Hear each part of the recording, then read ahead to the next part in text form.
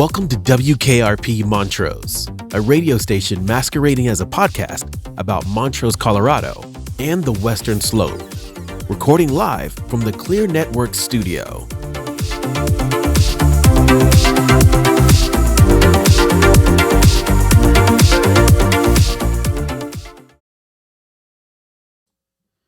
Hey everybody, welcome to WKRP Montrose in the Clear Network studio. Sounded like you forgot the name. There was a gap between WKRP and Montrose there.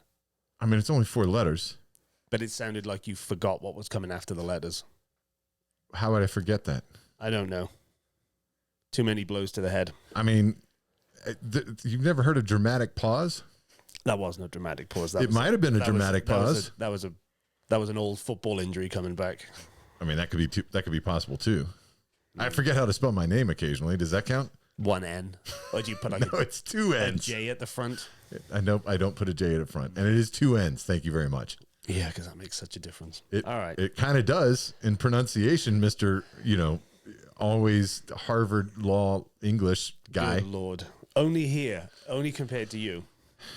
Anyway. Okay. You're boring. I'm gonna bring the guest on. You don't worry. Let me do my job. You do your job. I'm doing it. I'm criticizing you. Do you want to? This is why I'm here. Okay. Do you want to say hello to our sponsor and say thank you? Oh, yes. Yes. Thanks, Clear Networks. We love you. We do love you. Yeah. Clear Networks, the fastest internet you're going to find. Yep. So fast that Rob can actually use Google Translate to give you his Welsh background anytime he wants. That's how fast it is. He can do it in like real time. Don't use any, you could use your don't use any Jerseyisms. other ISP in Montrose. It's pointless. Yeah. Clear Networks. Clear Networks. All right. We need like a jingle from them. All right. Should I introduce our guest? Let's do it. Because she's hanging on the edge of the really nice couch there. She is. Yeah. Meg, thanks for joining us. I'm just going to call you Meg P because that's your profile, yes. right? Yep. Okay. Even though I know your whole full name, right. I think we're going to keep it. And it might be obvious here soon why I'm abbreviating it.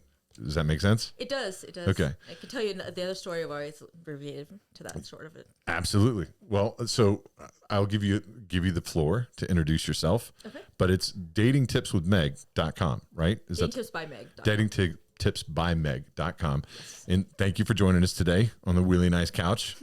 You can't see that Meg's feet can't touch the ground. Yeah, it's almost a full foot, 12 inches. Yeah. But you can't tell. No. So, well, Meg, thanks for joining us. Tell us a little bit about the website, what you've got going on. Let's start there. Okay. Well, my name, Meg Gp. After many different episodes, following as you get your name down further and further, I dropped out the A and N, so no double N on my name anymore, and down to just some initials. And so I've had many profiles, and that's where I'm left at. Okay. But I am a speaker. I grew up in Olathe. I moved to the Roaring Fork Valley, was there for 20 years, and then I met a guy I started dating. And so it turned out to be a horrific experience that changed my life, and I eventually landed back over here where I decided to share my experience and help others and to make it so that no one else has to go through the same side of a horrific event from just dating someone. Dating should be fun.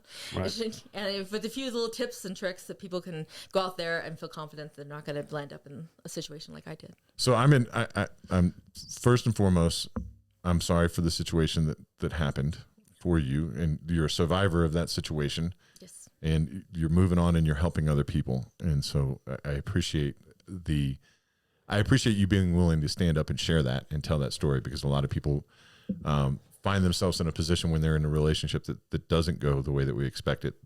There's reasons that they don't want to share. Oh, definitely. And then other people find themselves isolated because they can't connect with other people and thinking that they're in that. And there's some of that you touch on. But I do want to start with a little bit of a lighter fare of it, because I was looking at your website, and one of the things that you share, one of the topics that you talk about is online dating. Yes. And you also have a Finding Mr. Right. And Rob is in the constant battle of trying to find Miss Right, not Mrs. Right. Yeah, Dennis, we discussed this before, and you said Mrs. Right. You're right. Well, that would mean that she's already married, and Right. I don't play those games. You don't play those games. No. So you're not down with that. I respect the institution. So which way do you swipe if you don't want? Well, it depends. They're all different. Some you go up. Oh, really? See, that's how disconnected I am from the game. I don't even know which direction Got the you hearts, swipe. different things like Oh, that. there's Yeah. you're hearting things as well. You can send roses. You can you can send roses through an app. Yeah. Like digital roses. Like, is it like that celebration stuff that comes on your iPhone now when you I like? don't know. You say congratulations I've never or whatever. received a rose. You've never received. Oh, Oh, that's sad. that's sad. That's also not true. You're, No. I'm inundated with roses. Are you kidding me? would you? Okay. Would you ever go on The Bachelor? Could we, if we could make that happen? Would you go on The Bachelor? like a Like the TV show? a Montrose version. Yeah. Oh, even better, because we could make that happen. We could make that happen. Would you do I it? don't really know what The Bachelor is. I've never seen it. So He is lying. no. Is You're it not just- telling the truth. It's one guy or woman and a group of suitors, right? So Do you? All right, we're done talking about you. Would you? You didn't even answer the question. Would you do it or not? if we can get a lucrative sponsor, yes. Oh, Dennis, I think we should. That's a challenge. Well, there, Yeah. there you go. Well, I've already got one challenge on my books that I'm still working on. Hey, Theo Vaughn, if you're out there, Yeah. you know, I'm trying to get in touch with your management group, but you know, hey, you never know when you're swiping through things. You could see this. We want you to. You Yeah. can stay wherever you're at. We just want you to come on WKRP. And you're going to have to do it pro bono Pro bono. or for like $50. Yeah. Well, we can come up with something. We can make it worth your while. Maybe we can get you out here and take you skiing or something like that. Something like that. All right. Well, Meg, so let me get back to you, and we'll start getting. Sorry. Hey, it's all about dating. Right. So- Yep. Do you think that television and reality television really kind of skews what people think dating should be? Definitely. I think that when you look at shows, when there is a stalker, what they would consider an actual stalker, people think it's romantic. They're going after them. They're, knocking on their window in the middle of the night, slipping roses onto their car, leaving all these mysterious gifts or just finding them all the time. And people think, wow, wouldn't that be great? I mean, I saw this post on Facebook the other day that said, oh, what if you could have a man that would pursue you even after he's caught you? And I'm like, and I wanted to write back, I think it's creepy. It's not fun to be pursued over and over. Well, we call it, we use the term secret admirer, right, which makes it sound a lot more romantic. Than it is. Yeah. But the reality is, I don't want somebody turning up to my place unannounced. Anyone, actually, ever. But this idea That's true. Your house is like the bat cave. You like to keep it concealed. You don't want anybody knowing where you live. Close the blinds, lock the door. And if somebody knocks, I just don't move. Just so in case they see a shadow, I don't move until they leave. What happens when Winston moves? His name's Churchill. Uh-huh. Not Winston. And he is well trained. But this idea that you can repackage something by just changing the name, it's branding, right? Right. The idea of a secret admirer sounds better than the reality, which is somebody just like stalking. I mean, it's kind of I'm stalking voyeuring you from a- afar. Yeah. In a And weird I don't way. want you to know who I am. Absolutely not. That is creepy. That's really creepy AF. Well, and we don't appreciate that. I think as men, I would imagine it's much rarer for the situation to be reversed. I mean, I imagine women are targeted much more by male secret admirers or voyeurs or stalkers than men are. I think it could be threatening for a male. Absolutely. Oh, definitely. I mean, Yeah. I tell people there's psycho women and just as much as there's psycho men out there. Yeah. As far as talking, the statistics are different. It's about 1 in 10 for men Right. versus 1 in 3 for women being the victim of stalking. That's a terrifying number, really, when you consider the women in your life Right. and the women in my life, friends and family. 1 in 3 have likely been subjected to some kind of stalking. That's crazy. Well, and then you advance that into Well, yeah, where does that lead to sometimes? it's also a very similar number to assault. Right. Like the people that you know, it starts in this situation very much similar to your story. Like, Right. it starts from a trusting part of a relationship and advances into assault, essentially. Yeah, it just, there's a progression. And I think that's, for me, the big story is always saying, I thought I was a smart person. I thought I had my head on my shoulders. Right. I was successful. I didn't know the basic facts. Like, this happens when you're dating. I just thought this happened behind closed doors with married couples. So I mean, a full grown woman, I didn't know those things. And then the the idea that all these little things happen in the beginning, like love bombing, things that seem fun and like, oh, they're buy me flowers, they want to marry me, I'm the best person. That's not cool. It's not good. And it's a sign that, you know, you're headed for trouble. So is that a major red flag or? Oh, a major red flag. Yeah. People are just moving so fast. I think within a week and a half, he was like, I love you. You know, oh, you should move in here. And it moved really fast, but we were also traveling, doing all these things. And I was getting a divorce. Right. I was like, those are things I was lacking in my marriage. And he knew that. Because and so you kind of wanted it. I wanted these things. And yeah, I mean, I don't know if he knew that and was doing it for that reason, but regardless, he was doing these things with an intention. Well, with an intention, because sorry, go ahead. Knowledge. Well, I was going to say, is it intention? You know, is it always conscious, or do these people sometimes do this kind of behavior without necessarily thinking? Is it always intentional? Ooh, that's a good question. They're going to go down that road, or do they genuinely believe in the moment that they do love you, that they do want these things, and then they change later? They did. That would be the big difference. Is that they change later. They get you wrapped up. You're like loving this. The dopamine going off in your head because you're feeling these great feelings all the time. And then they've got you hooked. And then they change their behavior. And the person who's been victimized is thinking, "Oh, I know they can be a better person," so they stick with it. And then bad things keep happening. And you just know the possibility is like, "Oh, we had this really romantic relationship in the beginning, and he was amazing." And then, but there's this weird bad side. And for me, it made me hard to decide it. It was definitely a bad decision, you know, a bad relationship.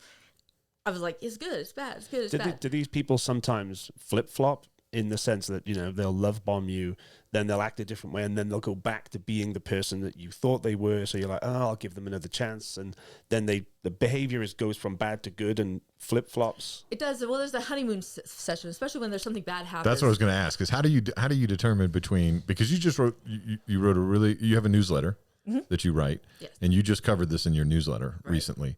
Again, this is a sensitive scenario for me. I do stalk the guests digitally before they come on. I'm out there, so that's okay. And I'm in the middle of it going, maybe I shouldn't be doing this. Is she tracking me? Yeah.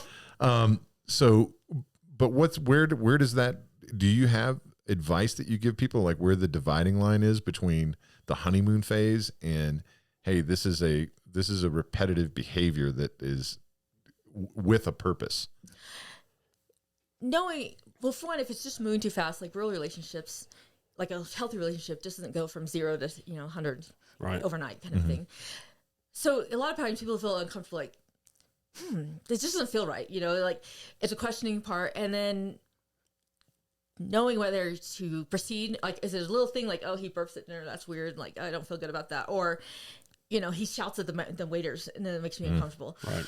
You kind of have to trust in yourself. Another thing I didn't do is like, oh, I was feeling really sick all the time around this person because I never knew what he was going to do, but I wasn't trusting that feeling and wasn't going, oh, this is bad. Like, here's a check mark. I honestly didn't know this red flag list existed. Right. That things on there you could be like, oh, I could have checked everyone like, but right.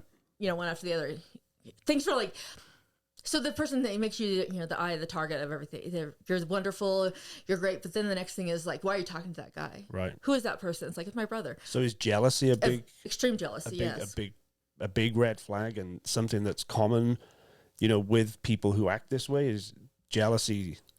It is. It's really common because one of the things they like to do is have you to themselves. Right. Control, right? Yeah. And so having anything outside of that, especially someone of the opposite sex or someone that you'd be willing to date or could date. Right, I mean, he was jealous of my son at that point. It was just, he's a male. You know, it was not a possibility of dating that person. But the extreme jealousy and then trying to isolate you, you know, to keep you away from people because they want you thinking that everything's okay. And if you were able to converse with someone and say, right. Hey, this is all going on, and someone from the outside might be going, wow. That's crazy. Yeah, that's crazy. That's a red flag. But it's but so it's not always so obvious though. Like some of those can be hidden really well in the sense that trying to isolate you from other people could just be like, hey, oh no, let's not go hang out with your friends. Let's go camping, or let's go do this, or let's go do that. But you start to find a routine of not. But so it's not always as obvious as like, hey, this is jealousy and this person doesn't want me to go hang out with people.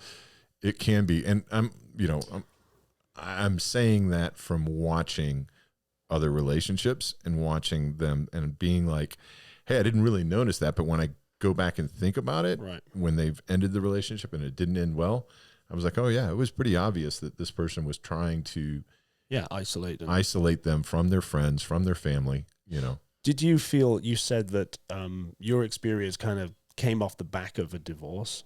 Do you feel like this person or these people generally will seek out people who are in vulnerable positions? Oh, I think they definitely almost can sniff them out, you know, Yeah. like, but at that point in time, I was independent. I was, you know, again, kind of smart, had my life together, and just kind of started tearing apart, you know, different things. But I think that if you see a weakness, maybe so much it's more of a kick for them. If you do find something more powerful, the better, and you know, to take them down to your level. It doesn't help if you have insecurities as the person that's the victim coming in, because you have a glimpse of something. Everyone wants to be in love or have someone special, Right. and so you just start believing like, oh, it's good, you know, I want this no matter, you know, the cost to me. Right. You ignore those red flags. You ignore 'em, sometimes yeah, it's because like- you want you know, you kind of almost don't want to believe certain things because you have this vision of what this relationship could be and things like that. Do these people, these manipulators, is there a clinical definition for them? Is there a condition they have? I mean, it sounds like these people are narcissistic. Almost 100% are narcissistic because they're based on themselves. It's all about them. They really it's about their pleasure, their happiness. They very rarely are sorry for what they do.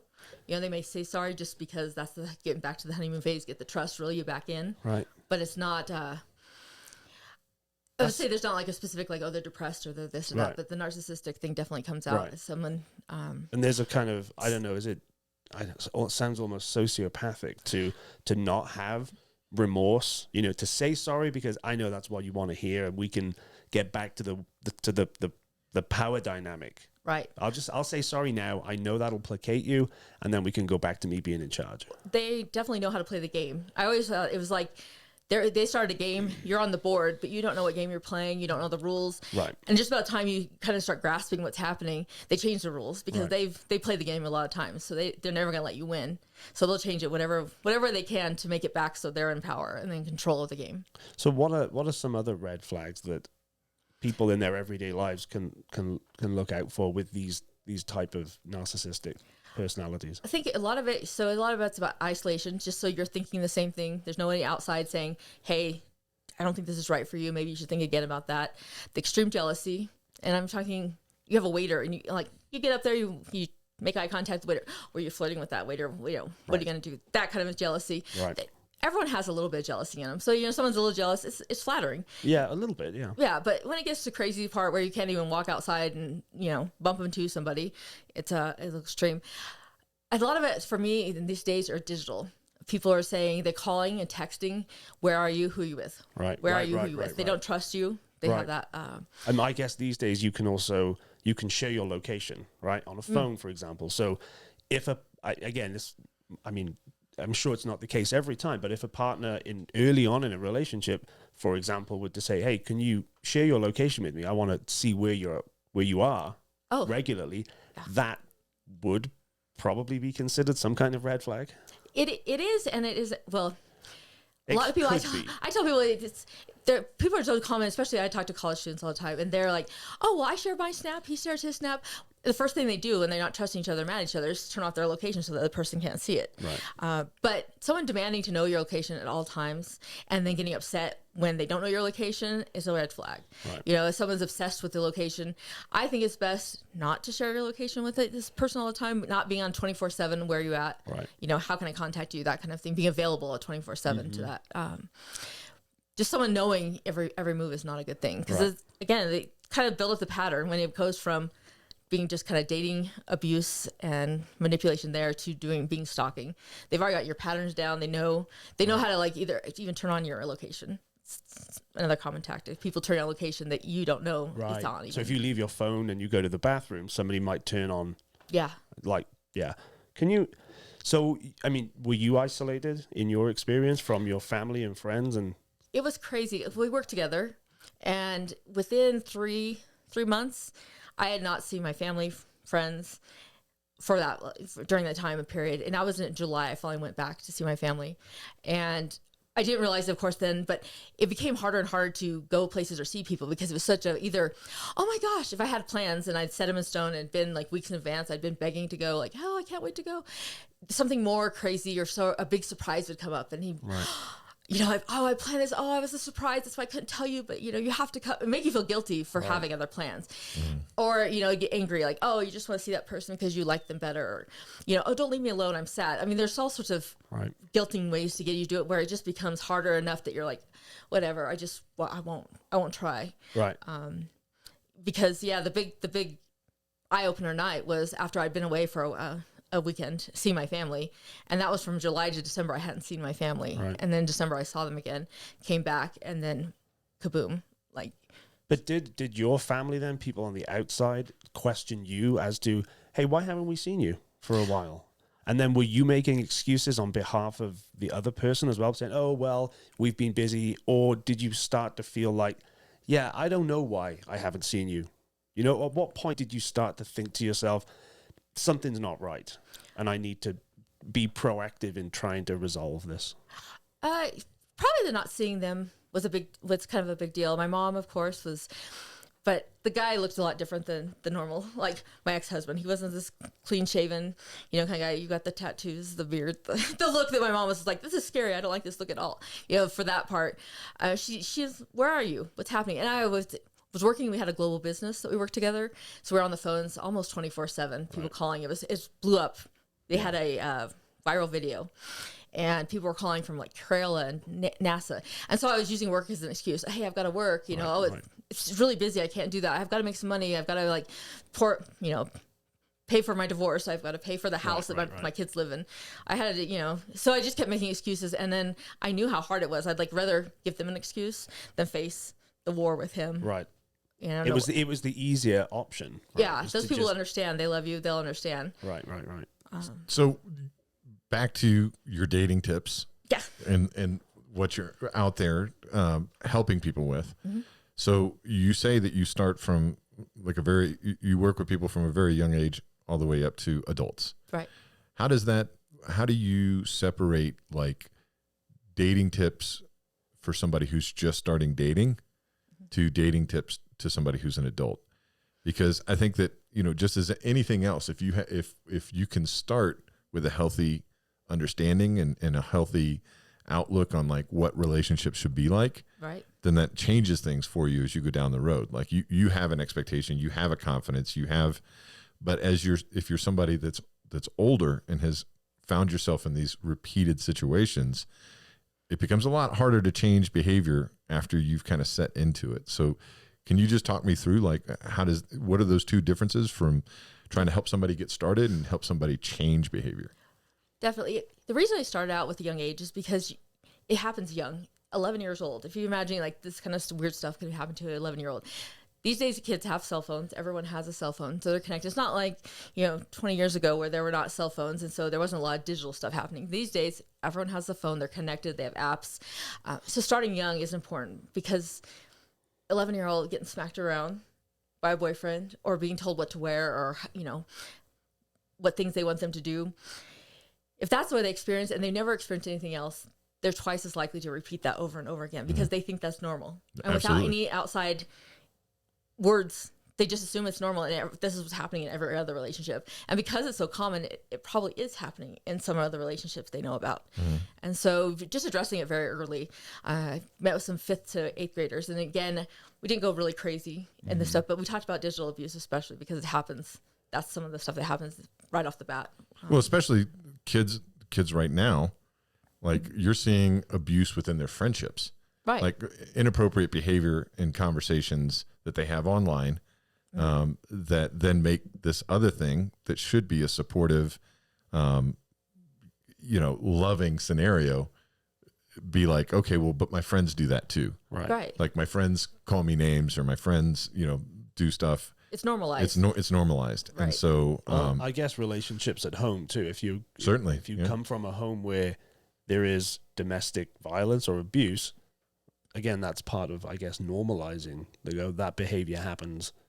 And it's usually you think is normal. That's that's the only thing you've seen. And you see TV and people are like, oh, that guy follows that girl around. She doesn't seem to mind it. You know, there's nothing really bad that's happened. Yeah. You know, I will say that when you said 11 years old, that's shocking to me. To the point where I wouldn't, if you had asked me a question about at what age do you think this stuff might begin to happen, I would never have said that. Really? I would have said probably closer to 15. Yeah, I think that's a misconception. So there's another aspect that you're talking about there. So what if it's a loving, supporting household? It doesn't matter. Some of these younger kids in their first relationships are trying to figure it out. Right. And the first person that you go to is not usually your parent. Right. And, you know, to not usually get that positive feedback and that understanding of like, and even if you do, there's just the natural like instinct of your, you know, to reject your parents as not understanding. Does that make sense? Yeah. they're probably on a date. They don't know what's happening. Exactly. That you don't get it. You don't get it, Dad, or you don't get it, Mom. Right. I mean, it's it's obviously it's naivety on my part, but 11 years old seems like. Well, I mean, I don't think. Sometimes I can see those relationships are encouraged by parents. Like, oh, isn't it so cute that they have. Right. At 11 years old, you shouldn't necessarily be thinking about anything like that. I don't think. So, but let me ask you a question. How, if I told you, if I were to ask you, what do you think the average age of a person getting an electronic device is? What would be your response? Now I might accept that it's 11, but it's a lot sooner than 11. That's How many times have you been in a restaurant and you see somebody who's 3, 4, 5 years old with an iPad? You meant getting their own electronic device. Well, that is their own electronic device. Yeah, the iPhone, the tablets. Right. But this is a misconception that people have. That's part of the problem. And you know, it is a responsibility that like when you put this device in somebody's hands. Well, yeah, you're connecting them to the world. Exactly. Yeah. And it's not, hey, parents, before you start bashing me on this video, like I want you to understand, I'm in the boat with you. I waited for a long time to give our daughter a phone, but I gave her an iPad fairly early. And, you know, it didn't dawn on me that without some parental intervention there, right, that was like access. By the way, not only your child's access to the world, but the world's access to your child. Well, like I just told you, I have a sticker over the camera on my computer because it is very possible that people can hack, you know, that way. Yeah, don't say that. Like, don't give anybody ideas. We don't need. No, but this, I guess, the whole point of this is that there are several different ways of looking at this. Like, if you're a parent, you know, these are the things you have to look out for. Teenagers and college age people, and that there's nobody who is not susceptible to this, right? Any age, you can be in an abusive relationship. It's any age, any ethnic background, your financial status doesn't matter, your popularity doesn't matter, it religious backgrounds, it affects everyone in the world of dating age. You know, I know that abuse can start in the house, different ages, but actually dating, if you think people are starting to date or, you know, being boyfriend, girlfriends in 6th grade, 11 years old. Yeah. And then those 16 to 24-year-olds are like experiencing the highest volume of violence and stalking. What's the ratio between the male being the abuser or the stalker and the female being? You said 1 in 10 and 1 in 3? To be the victim, yeah. 1 in 3 women will experience violence or stalking within their lifetime. And then 1 in 10 male will experience violence or stalking within his lifetime. And what do we... Can you define stalking in that sense to make it, you know, what's the statistical definition? So, right. Is it, you know, is this believing this, doing that? So it's a pattern of behaviors that's aimed at a person that makes that person feel afraid or scared for their safety or safety of someone they love. Okay. So it's causing someone to have fear for the actions that are happening. So, you know, someone leaves roses one time, it's not stalking. It's a pattern of behaviors. Right. And I think that's one of the reasons it's hard to say, oh, it's stalking, because people are like, well, this happened, then this happened, then this happened.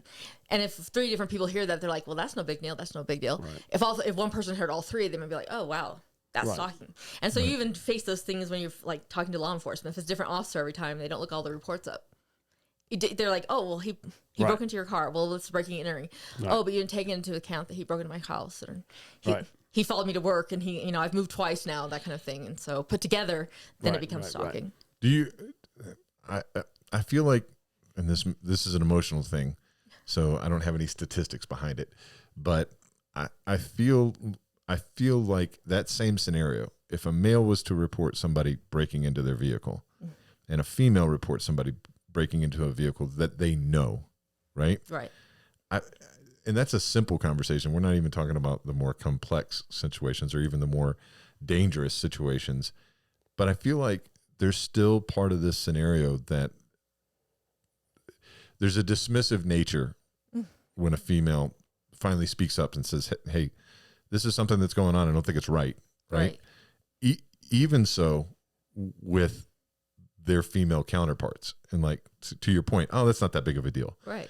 Instead of being like, nope, that sounds not right, and you should contact somebody about it. Is that just my feeling, or do you, because you actually handle, you volunteer for a hotline? I do. For people to call into. And so is that me just feeling that way because I'm a protective dad and I have a daughter and a wife, or is there any reality in that situation? I think it depends on who you're speaking to when you're just describing your information, because a lot of people want to just, especially as a friend and your friends are friends of this person, so that you know your stalker. Most people know their stalker.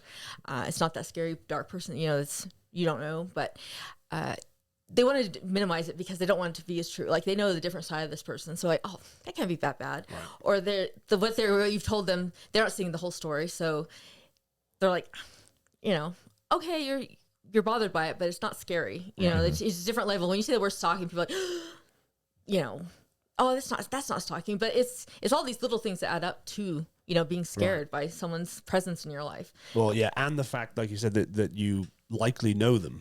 So then I imagine you begin second guessing. You go, oh, I don't know if he would do that. And other people, presumably, in some cases, say, I can't imagine him doing that. Maybe you're misinterpreting something. Right. And it sounds. Well, but I'm saying, like, look, let me just lay the situation out there. If you were to go to your male friends, like, hey, so-and-so, she broke into my car. What do you think your male friend's first reaction would be? She's a psycho. Okay, right? Right. Now, flip that situation on its head. This is what I'm talking about. If you were in that situation and you told a girlfriend, hey, this is kind of weird. He broke into my car. Yeah. What do you think her first reaction would be? I don't know that it would be different. I got to tell you that you might be surprised. She wants to call the cops or go out, She wants to take complete action in that moment, I think. Yeah. She should, right? She should. I mean, but what do you think her friend's reaction to it would be? Yeah. Well, it's hard to say. This is I'm telling you that this is the thing that I'm talking about. Situation. Yes, right? It is. It's so hypothetical, it's hard to answer. Because there's a million answers. There are a million answers. A good friend would tell you, hey, that ain't right. No, a good friend would say, yeah, you should call the cops. This is not right. But even a good friend, from that standpoint, it seems like there's more patience for a side of like bad behavior than there is for males. I'm telling you, it's something that I feel like I have witnessed and I don't understand it. I don't get it. So I think people want to minimize it because they don't want to believe it's true. They want to be like, oh, Brad's not like that. I'm sure it wasn't. I think it's a misunderstanding. And that's the worst thing you can do to someone who finally breaks out and tells you something that's happening to them is that don't believe them. Right. Or don't be on their side, and yeah. Or to not take it seriously, or to not hey, something about that doesn't sound right, Yeah, because some psychos are very fast moving, and it's like broke into your car, they didn't get the action, broke into your house, oh, you're dead. Right. I don't want to say that in a people don't shout out against these guys. No, but that's the reality, right? That definitely happens. It happens. It can move very quickly, and assault can become much worse in the worst case scenarios. But I guess. Well, go ahead. Go on. Let's. I want to give the opportunity. So, what is some other additional advice that you have for people as they're in a date? Because it seems almost isolated that people don't have chance encounters anymore. Yeah. And so, it's all intentional. It is a bit of voyeurism if we're talking about dating apps, right? Right. Yeah. People are Like you're predetermining that you like this person based on the information that they've given. right. Right. And then so if you're trying to successfully date, you want to, you're trying to give good information, but you don't want to give it too much information. You don't want to take that picture in front of your bathroom mirror because that photo has your metadata in there. So they're like, oh, your address, Google that right up. You know, there's a lot of information there on those dating apps and people don't think about telling where they work right off the bat. And you're like, don't do that. It's very easy to take basic information from a dating profile and find that person in the real world. Really easy. Oh. Scarily easy. And just to be clear out there, I want to be like the world is full of bad actors, but not everybody is a bad actor. Well, I would but the reality is you need to be more careful. Most people are not bad actors. There are I feel like it's, and I'm not trying to diminish anything, but it's the whole Apple scenario, right? Most people are inherently good, but that doesn't change the fact that there are bad people out there who do bad things. And you should be more careful about the things that you put out online. So how could you, if you were to have a dating profile, what would be some tips that you could give to people to protect themselves whilst being able to being able to like try to pursue dating, because it should be fun, like we said, it should be a fun thing. So right off the bat, like you're gonna set up some things that aren't you're tied to you personally. You have a different phone number, like a Google Voice number. You don't ever give your phone number out to a stranger behind there. Your name is not your name. You don't even have like Meg Gp on there, because that's, like you said, it's not that hard to search that back. You make up a name like Cat Lady 3.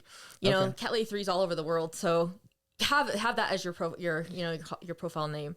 The picture, make sure it's not a picture that's tied to your social media. It's not a picture on any other social media, because an background image search, or it goes right back to that image. Then they're like, oh, I've got your personal profile here. So a lot of things are just being cautious ahead of time, so you're not giving out too much information. Don't tell them where you work. Don't take a picture in front of your house. Take a picture of your car. If you're going out on those first dates, you first do a video call with the person. Is it really that person you've been talking to the whole time? Confirm that information, and then meet in a public place. Don't go off some private picnic out in the mountains with this person for the first time, and let your friend know. If you're not calling me by 11, I'm gonna call somebody to say you're missing. So you have some things that someone to check and balance. Someone knows where you're at. What this person looks like and what they really look like. That's the whole thing for the video. It's like that picture you have, like, oh, it's who I've been talking to. If you don't know that until the date, I went on a couple dates. I'm like, it was hard to find this person because that picture was so different. I mean, they were inherently the right person, but didn't look anything like the person that I've been conversing with. Yeah, I'm 90% sure Rob only uses photos from like 2002. Is that because you used to have a ponytail, didn't you? It was a man bun, actually. It was a ponytail. No, it was a bun. Okay, I'm just saying. And I would have one again. Would you, if you could grow it? Your hair's thinning a little bit. Yeah, a little bit. It's that time the man bun time has passed. Yeah. You've lived that generation. Yeah. Have you updated your profile photos to not include the man bun? I mean, I don't use dating apps anymore. I will occasionally download them, but I'm sorry.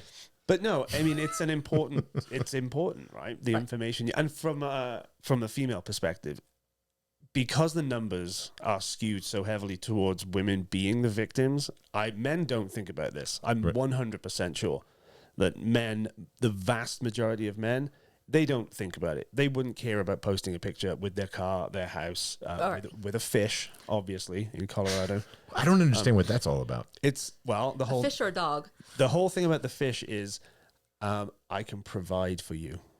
Is that really what it is? Well, that's part of the theory. Meg says you just made that up. No, it's definitely there's a subconscious. You're saying that's the men's mentality. Of course, it's I'm a mountain man. I can provide for you. I mean, it's kind I'm a hunter. Ridiculous. I'm a hunter gatherer. Yeah, I'll protect you. Okay, stupid stuff. I have, but hunt you. Men don't think about it as much as perhaps they should, but certainly. It is very, very easy to track down certain people by the basic information. Men don't feel unsafe in general. Like when you're crossing a street, walking alone in the street. If a woman's walking on the other side of the street, you don't cross the street.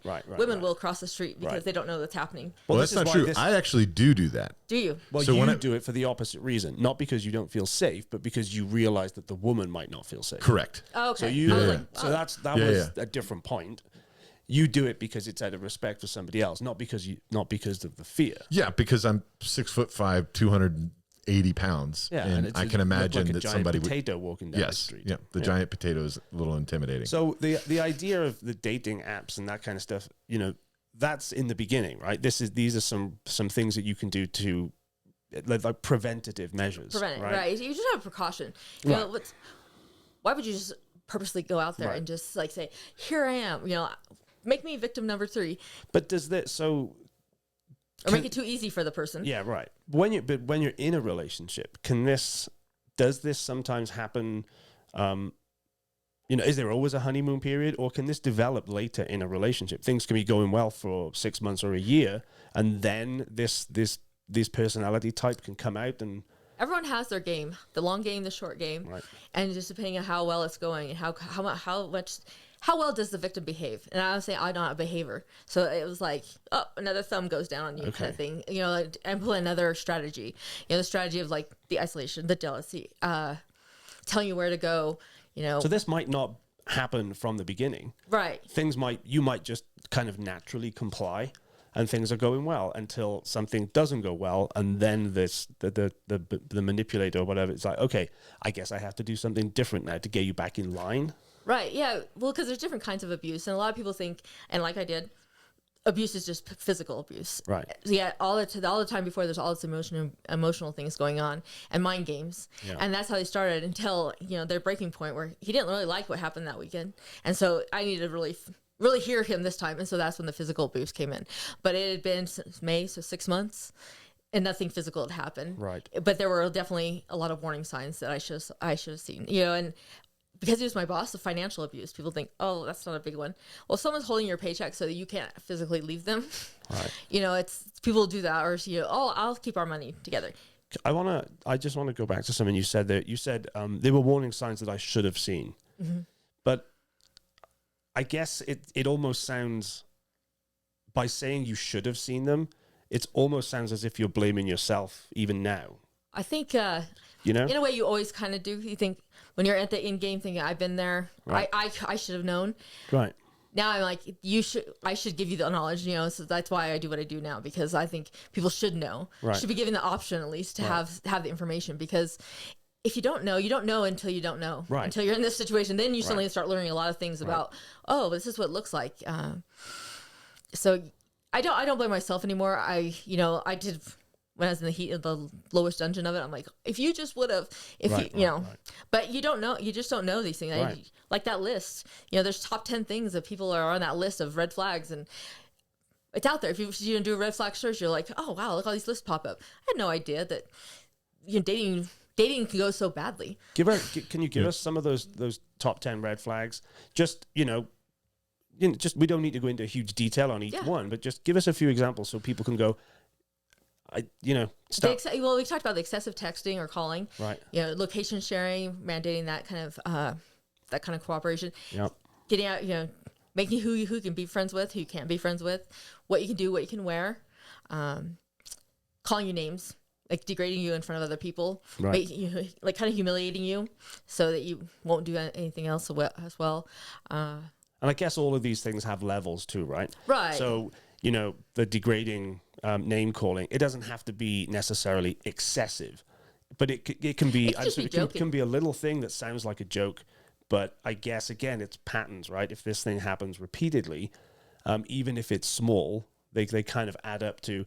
You keep saying that about me, even if it's a small thing, you keep saying that about me. I don't know. It's if it hurts you, and they keep doing it, right? Like that's a boundary thing, Again, we teach all these different parts of it, and having a healthy relationship, you set some boundaries and tell people like, "Hey, I'm not comfortable with this." But so many people won't tell someone else that they're not comfortable with it. They just it's more uncomfortable. They'd rather be uncomfortable in the situation, which I'm like, than be uncomfortable for a few seconds saying this, and then someone keeps crossing that boundary. It's a red flag. Well, I guess the other thing too is that if you are the kind of person who's not very assertive, and you're not necessarily going to question them. I mean, these manipulative people. I mean, they seek out.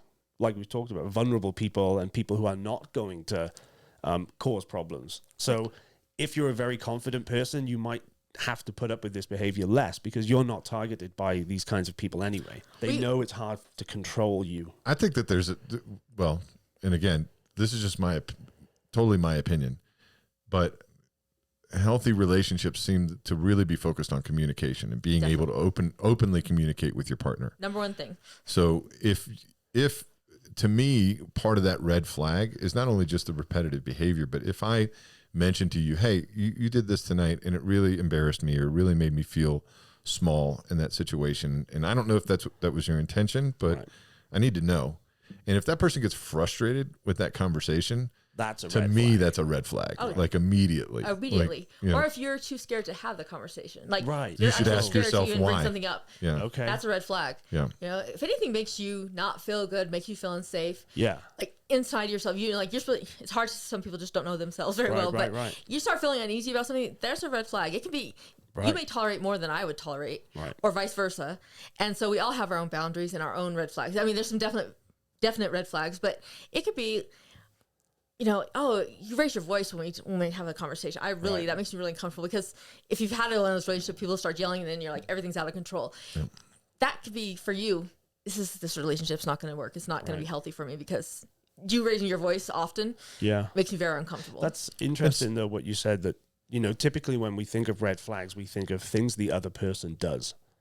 But you just said that if you feel scared to address something, like your behavior, it can also be a red flag. Right. Well, the feeling you're getting from the behavior, like something you're going to avoid. My somebody who loves and cares about you in a situation, if you share something with them, they should want to hear you, number one. And then if it's something that's reasonable for you to ask them to stop doing or do, they should want to do that. And I'll give you a simple conversation. I'll make it personal about myself. My wife and my daughter a long time ago told me that they have a problem and we don't have good conversations when I go into my dad voice. Oh. And so there's a part of me that switches over into like, I'm trying to make a point. Right. Right. And when I do that, they would say it just shuts us down. Like we can't really listen. There's a tone to it, probably. Right. Yeah, absolutely. Yeah. And so, but I was unaware. Like I was unaware that my tone had changed in those conversations. Wow. And so the second that my wife and my daughter let me know that, I tried to become uber aware of, hey, I'm a big guy. I've got a deep voice. Right. I've got it can sound aggressive when I don't mean it to be. Right. And so that's something that I had to pay attention to. And at that moment, if I had tried to get defensive about the situation, even if it was just like an emotional response to be defensive, like, hey, I'm not trying to be, whatever. My only option in that moment was actually disappointment in myself. Like, hey, I would never want you to be scared. I would never want you to feel threatened. And so I need to be aware of that. Right. And I'm sorry. And now it has turned into more of a joke. Like, when dad's frustrated, he uses his dad voice. Right. And, it's like, he knows he can't figure out what he wants to say or how he wants to say it, You use your dad voice with me sometimes. I mean, I probably do. Yeah. You're extremely frustrating. I ignore it completely. It doesn't bother me at all. Yeah. I'm sorry. I'm sorry, best Rob. Course of action. I will do better at trying to control my dad care voice. Over there, yeah. You'll stop using dad voice. No. Yeah. But you cared enough to stop the behavior or be aware of it. Right. You don't purposely do it over and over again. Absolutely. Right. And that's the difference, right, between a healthy relationship and somebody who is a manipulator or a narcissist. They don't care, right? Their goal. They take their bad behavior and make it your fault. Their goal is to do that, to behave that way. Right. Well, all they want is what they want. Right. They want exactly what they want. Like you to talk the way they want you to talk, dress the way. You just to behave is what I always think. I'm like, because I was not a behavior, and so that's I think why it came down so hard. Right, very quickly. It got worse quickly. I was resisting. Like I'm not doing that. I'm not buying milk. I don't drink milk. You get your own milk, and it was like, oh, but it's an angry moment. How long did the relationship last? Within 6 months, there was the physical violence, and then I kept trying to escape him. I realized that on the physical occasion that he had been stalking me while we were in the relationship. Digitally, my social media, hacking into my car, hitting cameras. I mean, there was a lot of things that happened. Oh, wow. And that evening. Sorry about that. That was me. That was a notification. Okay, and then, I mean, do you mind talking about how it came to end? How you finally managed to put an end to this? Yeah, after the first thing, I thought, I'll never go back. In your head, I would never go back to someone who would hit me. There's reasons people go back. I mean, he threatened to kill people I loved, hurt me, giving me the money he owed me, all sorts of reasons. So I'd go back for about 7 times over the next year. After that, I was running from him. The stalking became excessive, and it lasted for 7 years total. So from 2013 to 2020. And then by miracle, I give people the advice of how to keep getting out. But when COVID started, the day COVID started, I had planned to kill myself because I couldn't take any more of this daily torture that was happening in my life. And it stopped. That next morning, COVID was announced, the news was on, everyone was engrossed in like what's happening, the world's dying off, and it stopped and just kind of fell off from there. And from there, I'd been going to therapy so much and doing so many things for cover, and just lifting that everyday torture, all this 24/7, I just got better very quickly. By the end of that summer, for me, I thought I was 1,000 times better. Of course, every year you get better and better, but I felt like I was alive. I could take a deep breath. I could go outside my door without like thinking I was going to get kidnapped or killed. I went to the grocery store again on my own. So did he just stopped? He just stopped, yeah. And I'll tell you that I had a bad thought, but I was hoping it was. We went to Hong Kong a lot. We had business over there, and of course that's where COVID came from, I guess. With people, I thought he'd been over there, and he's a germaphobe, and maybe he just the world had taken care of him for me. But oh no, yeah. About 2 years ago, a friend said, "Whatever happened to that guy?" And she looked up, this person through this person, this person. It was not a big valley, and she's like, "Well, he just posted on LinkedIn." Like, if it's knocked me back for a good 6 months, just thinking, "Oh, geez." When weird things happen on your computer, then you just go right back to, oh, it's happening again.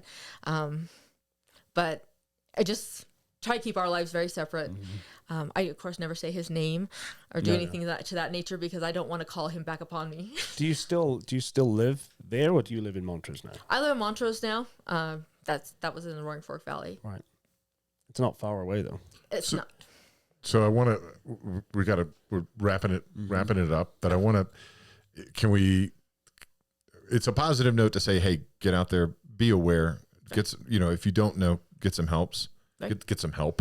Helps plural. Helps is good. Get lots of help. Get all the helps that you can. So one again, dating tips with Meg by Meg. By Meg. Datingtipsbymeg.com. Yeah. Go there. You can sign up to do a session. Yes, do that. Do a newsletter. Make an appointment with me. Okay. You can also do Dating Tips by Meg. It's like on Instagram, Facebook, TikTok, Snapchat. all those things. But you have a Snapchat too, right? I have a Snapchat too, yes. Okay. And you can go through those things. And I always tell people you can DM me through there if that makes you feel more comfortable. Because people sometimes just have questions, and it's like you don't call people out. It doesn't go into public. It's just kind of right. So get the help. Is there? Do you have the equivalent like good signs? That people like things that are good signs that you're in a good relationship. Oh yeah. For one, healthy communication. Mm-hmm. When something comes up, you're more than happy. They respect what you're saying. You're equal in the relationship. So just having that part, you're like, oh, they hear me and they respect what I say. It's not a one-sided conversation. The trust, you have trust, they have trust. Equality. Again, you both are encouraged to go do what you like to do without the other person, and it's not a point of contention in the relationship. Right. I would say those are my top things: is trust, being able to be yourself still, and having good communication, and setting boundaries and someone respects what you say. How important do you think it is? Because this is something that I think about is how important is it for you to have your time in a relationship separate from your partner? Like I've been married for 25 years. And I just had this conversation with Nicole this morning at coffee and said, I'm extremely happy for the strong relationships with women that you have in the community. And I want you to feel like, I think sometimes she's worried like I'm going to sit at home alone or whatever, wanting me to feel involved in what she has going on. An example, she went over to a friend's house with a friend that was staying with us for dinner. And I was sitting around watching the State of the Senate address or whatever from them. And she was like, are you sure you don't want to come with us? Like, friends that are going to be over there as well. And I was like, no, I'm good. Right. But I told her today at coffee, I was like, I really want you to I don't want to be the reason that you don't experience some of these opportunities with your friends. Right. Well, because it's, the responsibility is on you as well. And that's where to do the things, you can't, it's not your partner's job to manage your life, right? Like go and do the things and take care of yourself, be with your friends and live your life. And hopefully you take care of yourself. Yeah. And the way that I said in that conversation, hopefully it's good communication, said, I promise you that if I'm feeling ignored or feeling like, I need attention, then I'll say it. Definitely tell you. Yeah. So that's exactly the way you want to say it. I'm comfortable telling you if I need attention. Yeah. Right. I'm happy that you have friends outside of this relationship that you enjoy spending time with, and you can go there and you can trust me also to be at home and not be freaking out like, what are you doing at home? Right. Because nothing's worse than someone's out on a date or you have girl time and the girl's on her phone like, oh yeah, I'm here, babe. Are you okay? Oh, yeah. Or even just like checking in, like, oh, are you okay? Like, honestly, men sometimes just like to sit around, watch TV and drink beer. Yeah. Mm-hmm. That doesn't mean we don't have anything else to do. That is a thing to do sometimes. I like to do that sometimes too. Yeah, exactly. Absolutely. Yeah. Well, Meg, I can't thank you enough for taking the time to come sit on the Wheelie Nice couch to share what you got going on. Thank you for the work that you're doing in the volunteering as well. We really appreciate that. I know people in this community appreciate it. Can I just quickly say that at the start you said so you volunteer for the Hilltop Crisis Line. Okay, the Hilltop Crisis Line. What is that number? Or I can probably find it. Well, you answer calls. You don't necessarily know the number. I answer the calls. They go through a call center and you get directed to you. I volunteer on that crisis line, which is Uray County through Mesa County. And then I volunteer on the Garfield and Pickens County crisis line as well. So, but both calls come from the same call center. And you're doing public speaking engagements as well. Public speaking, looking at especially in the high schools, the colleges, but community events, women's organizations. The information is good for everyone. I mean, maybe today we were on the women's side, but these things happen to men. These things happen to just about anyone we've discovered. Now, is there a podcast coming too? There is a podcast, Did Me Dirty. It's coming out. I just need to get that camera. Like, I have the sessions written. I'm ready to roll. I'm just needing to sit on the couch and have the conversation with the computer that day. There you go. All right. So the number is 877-543-9520. That's the Hilltop 24-hour. Can you say that slower? 877-543-9520. See? Dramatic pause. Mm-hmm. It works. I'm just saying. Trying to bring this back around to the start. I did. I successfully did it. Good work. You're impressed. You got to say you're impressed. No. All right. All right, everybody. That's been another episode of WKRP. We'll talk to you soon. Meg, thanks for joining us. And thank you to Clear Networks, our sponsors. Don't forget, there's a small little button. It takes you no effort at all. Hit subscribe on that button. That helps us out. Make sure that you don't miss any of this great content that we're putting out there and even introducing you to these great people. But even if you don't like it, if you subscribe, then you can leave snarky comments on videos. That's okay too. Yeah, that's good. Yeah. Rob likes to read them. But I don't like to read them, but I do like to respond to them. I do. I like to read them. Subscribe. Thanks, Clear Networks. And Pomona. We didn't have beer today, but they always look after us. That's probably appropriate that we didn't have beer today at this conversation. Yeah. All right. All right, everybody. Thank you. We'll talk to you soon.